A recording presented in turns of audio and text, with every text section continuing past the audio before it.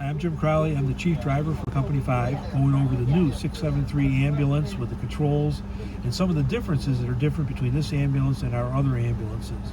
To start with, over on the very left-hand side on the dashboard, down behind the steering wheel, is a control that overrides the suspension system in the back. So we can raise and lower the suspension in here. We can adjust the suspension ride here from sport to a little softer ride to even a softer ride. The technician yesterday said the one on the bottom on the left probably we're not going to use. The driver may find that the ambulance feels too squirrely.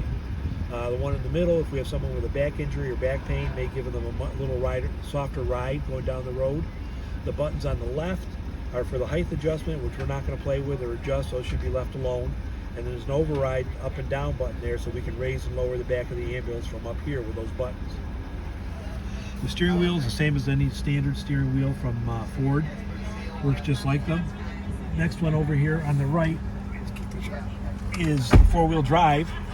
And the four-wheel drive mode is synchro mesh. So we can go from 2 high to 4 high by switching this, and you'll get a code up on the dashboard telling that the shift is in, and I'll shift it back to 2 high. Can you change it while you're moving? 2 high to 4 high you can. It's synchro mesh. To go to 4 low, which we probably will never hardly ever use, which is a creeping speed with all 4 wheels, you have to stop the ambulance, put it in neutral, and then shift it to 4 low, give it a chance for the whole transmission to shift over so that it'll be in 4 low. It's a creeping speed. So what would be an application for that? Getting through deep snow on a short span slowly? Or if you're stuck or you're pulling something out or you're being towed out, you're trying to pull yourself so you don't spin your wheels. So you're moving the wheels much slower, but you're moving all 4 wheels. We've got the radio controls. We got a touch screen for all our other controls. We're eventually going to get a GPS put in here, possibly Waze uploaded to the computer here, so we'll have a GPS built in. Until then, we'll have to use our other GPS. Down here we have lights, 3 lights here for the inner mode. The paramedic can tell us whether we're going to go green, which is normal, slow, careful. Orange, which means that we have to pick up the speed a little bit, and red, which means lights and sirens to the hospital, code 3. We have lights telling us when doors are open, when batteries are malfunctioning or operating, when the parking brake is set. We have the siren box, which also has a PA system, so the PA is on, you can make noise, or the different siren sounds. Down here is the heating and air conditioning controls for the back of the ambulance. So if for some reason they can't get to theirs on the back that's on the wall, they can ask us to increase the fan speed, decrease the fan speed, increase the temperature, lights and controls we have up here so we can control that stuff in the back. Up here we have primary and secondary switches. Primary for responding. When the driver gets to the scene, he goes back to off, and then down to secondary, which reduces the number of lights and the brightness of the lights. We have wig-wag lights, which don't go through our headlights. The wig-wags are separate white lights that they installed on the front of the ambulance, so we can use the wig-wags at night should you want to use that to get people's attention. We've got a button that'll adjust the pattern flow of the primary and secondary lights, emergency lights. We have scene lights, white lights for the side. Left side of the ambulance, a white up light and light up like daylight. They're rear lights that come out when you open the door, but if for some reason the door is not open, we can turn on those white lights up here. And the white lights for the passenger side, the right side of the ambulance here. Down on the bottom row, we have our automatic chains to use. Work just like the other automatic chains, which are a lifesaver. We've used them twice so far this winter. We have our engine override to provide the electricity to make sure we don't use all the electricity from our batteries. That we will, the engine speed will pick up automatically when we start to use more electricity than we're making.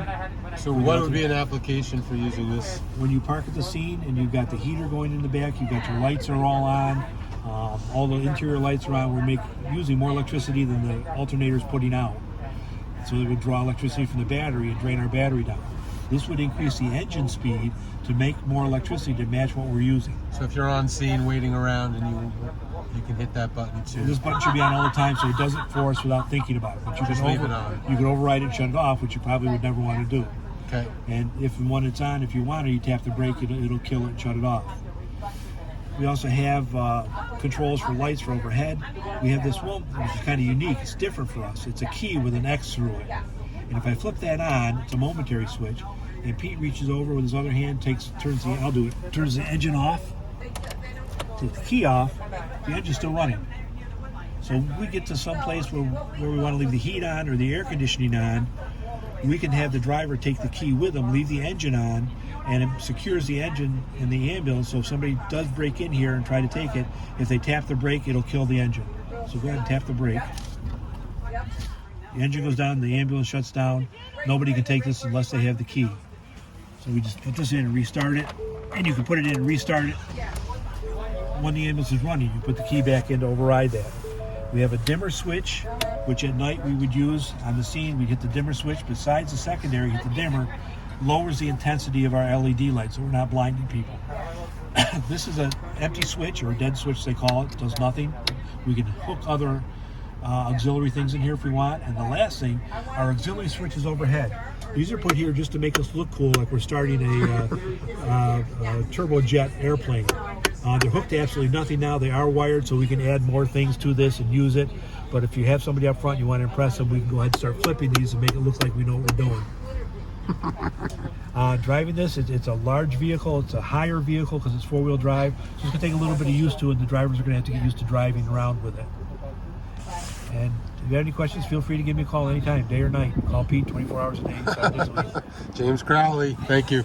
Hey, I'm Luke Miller. I'm one of the paramedics at Woodstock Fire Department. Today we are going over the Stryker Power Loader as part of our in-service training for the company and the new ambulance. So you want to open the door and we'll get started. So basic operations. We have the patient loaded in, trying to get the stretcher out. We're going to go and hit the press and hold the release button in the front. As it's held down, pull back on the stretcher. You'll see the stretcher engage and rise up a couple inches. Pull it all the way out until it stops. When it stops, you'll see you have the green LED indicators. That's showing you that it's locked, and it's also in position where you can move the legs up and down. So now to lower the legs, we're going to press and hold the plus button. And you want to press and hold it until you hear the motor disengage. The wheels will be down, but keep holding it until the motor completely disengages. Now, you're going to press and release the release button up top. When you do that, you'll notice the LED indicators will turn yellow. It went yellow there we go. And now you are okay to pull back on the stretcher and release it from the prongs. Now it operates just like any other normal power stretcher. You can raise and lower. And what do you do with the Now, piece that's sticking out? if you're on scene or at the hospital and you want to close the doors, all you have to do is pull up and it'll press back in. You can leave it there. Make sure it's back far enough so that the inside of the doors don't smash against the prongs as you're trying to close the door. You just pull it all the way back out. Again, you'll see the orange LED indicators. You're going to pull the stretcher back into place. You want to line the height up so that these little, you'll see there's little rails here that will go right on top of that bar there. That's just a little bit more. You should be good to press it in. Now the LED indicators turn green, letting you know that it is locked and you're okay to raise the legs. To raise the legs, press and hold the minus button. And again, you're going to press it until you hear the motor completely disengage. And now you can just push it in until it locks. Now you notice too, when it is locked, the battery pack will flash green to let you know that it is charging. The battery charges anytime that it is locked and in the ambulance here. So now this is going to go over the manual override operations if the battery dies during the course of a call. If you want to press and hold the release again and pull it out.